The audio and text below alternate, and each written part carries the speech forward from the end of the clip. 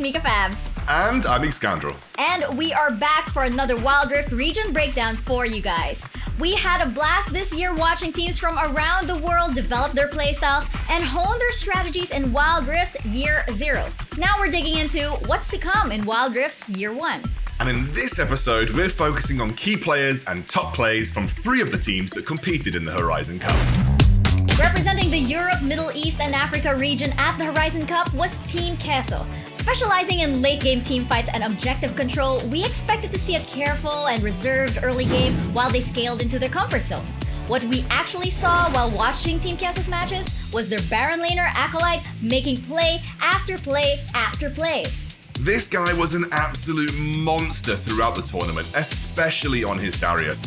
In their first matchup versus Ebro Gaming, after a near solo kill on Ebro's star player Heish, he follows it up with a 2v1 outplay solo kill on their jungler instead. And if that 2v1 wasn't impressive enough, how about a 2v1 where he actually kills both Ebro members? The amount of pressure this guy can generate in the Baron lane was some of the best in the tournament. And as much as I love Team Secret, Acolyte had a fantastic solo kill onto the god of assassins himself, Tatsuri, despite being down 1,300 gold at 5 minutes. He also managed to trade kills with Tatsuri later in the game despite a 3,000 gold deficit, securing Team Queso the dragon. It wasn't just his solo plays either. Acolyte outplaying 2v1 was what gave them the lead in Game 1 versus Sengoku Gaming. We also saw him run through Ebro Gaming in teamfights as well, often soloing their entire team. While Team Queso's overall result at the Huraian Cup was not what they hoped, watching the actual games gives a very different story.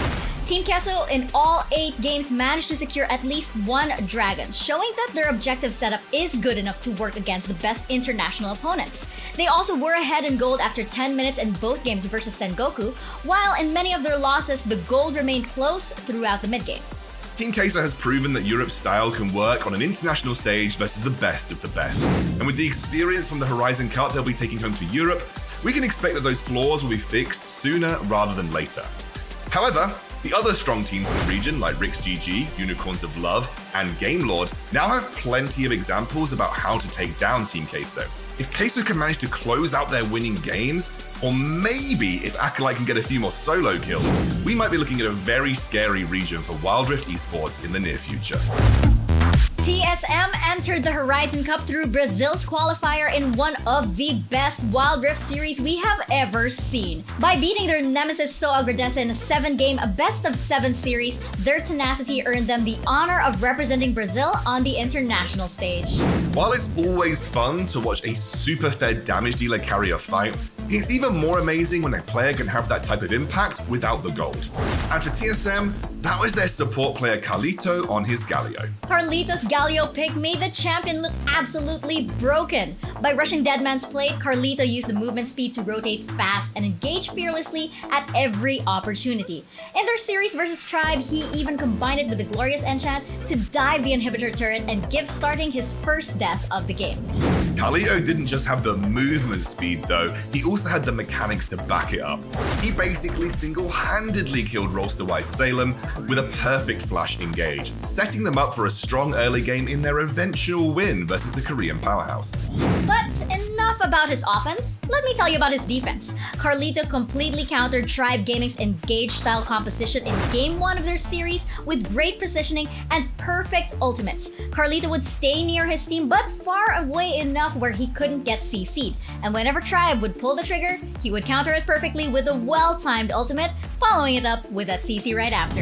And if that wasn't enough, we got to see other great ultimate uses as well. His series versus Rolster Y, he used it to split up the enemy for an easy tower dive. Carlito's mastery of Galio embodied Brazil's fighting spirit, willing and able to throw down in every situation. And even though TSM returned to Brazil empty-handed, Carlito's Galio left a huge impression on the international meta.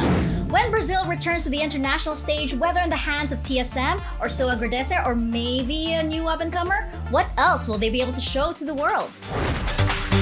From North America at the Huraian Cup, we saw Tribe Gaming NA. And whilst Tribe Gaming ran through the entirety of North America with ease, they didn't find the same results on the international stage. It was a disappointing result for NA, but they did win some games and found some success, specifically in their Dragon Lane. Both the Dragon Laner Old School and the support Max Green had some phenomenal plays throughout the tournament. Old School almost single-handedly beat TSM in Game 1 of their series, whilst Max Green found some fantastic engages on his support in play after play. It's one thing in a MOBA to have great individual plays, but being able to make those plays in perfect sync with teammates is what takes you to the next level, and that's where Tribe Gaming really shined. With impeccable synergy, they challenged their opponents with strong bot lanes like Lucian Braum or Zaya Rakan. We saw them counter a dive from Southeast Asia's first team, SBTC, by chain CCing and killing TF before we could even escape. Old School and Max Green have years of experience as a dual lane in past MOBA titles, and you can really see the trust they have to back up each other's plays. While North America is undoubtedly let down by the results of the Huraian Cup, Tribe Gaming left their mark on their opponents by showing them what strong coordination in the Dragon Lane can do. Their bond is what they use to transcend the huge NA orgs like Immortals, Sentinels, and even Cloud9.